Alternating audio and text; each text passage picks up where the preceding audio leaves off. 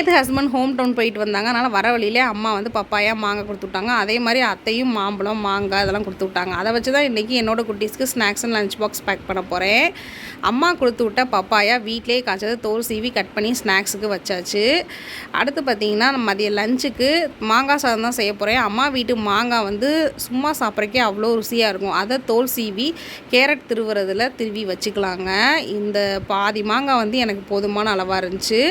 ஒரு கடாயை வச்சு நல்லெண்ணெய் 1 ஸ்பூன் ஊற்றி எண்ணெய் காஞ்சது கடுகுளுந்தம் பருப்பு, கடலைப்பருப்பு, கருவேப்பிலை, 2 மிளகாய் வத்தல், பெருங்காயத்தூள் போட்டு திருவி வச்சுருக்க மாங்காயும் போட்டு கொஞ்சமாக உப்பு மஞ்சத்தூள் போட்டு நல்லா கிளறி எண்ணெய் பிரிஞ்சு வர நேரம் நம்ம சாப்பாடு தேவையான அளவு போட்டு நல்லா பூ போல் கிளறி லாஸ்ட்டாக கொத்தமல்லியை வந்து தூவி விட்டோம் அப்படின்னா சூப்பராக கம்மன்னு மாங்காய் சாதம் தயாராகிடுச்சுங்க.